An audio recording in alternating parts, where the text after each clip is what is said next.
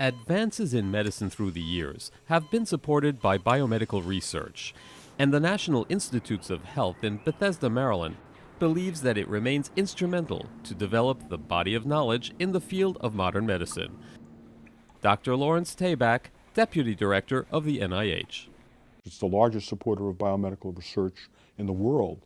We support fundamental research to tell us how things work, but then we are also obligated to translate that fundamental research into tangibles that can be used to help our patients. NIH has a budget of just under $31 billion. We support over 300,000 researchers in communities around the nation.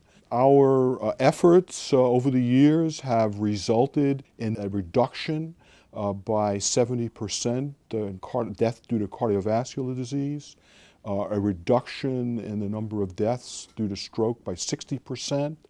Not only do we live longer and better, but also a little wealthier. We bring over $3 trillion to the economy each year. And not just for some Americans, but for all. By 2042, the minorities of this nation become the majority.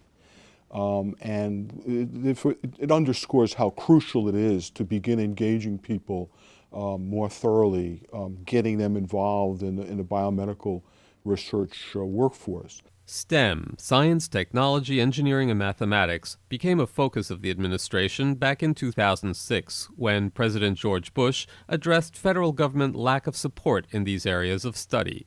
Support that the NIH is poised to give. Experiential learning really makes the difference, and that's why NIH makes available opportunities for young people starting in high school through college on up to experience research activities in laboratories and research programs on the campus here. Once somebody has a positive hands-on experience, they are much more likely to return and engage long-term in a biomedical research career. And it's not just the economy. There's substantial evidence which indicates that clinician-patient dyads of the same background just have a more satisfactory outcome. The numbers are quite striking. Each year, this nation produces roughly 500 PhDs of color in biology, chemistry, and physics. That is woefully too small a number. NIH Director Dr. Francis Collins has impaneled a national advisory committee to specifically look at the issue of how we can better diversify our workforce.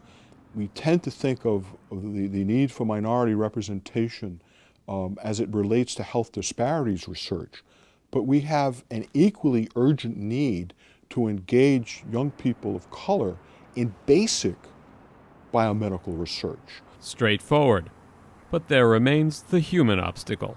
Unfortunately, some individuals have come to the conclusion that they are not valued, that they are not wanted. Clearly, at the NIH, that isn't true. Roland Millman, OGTV.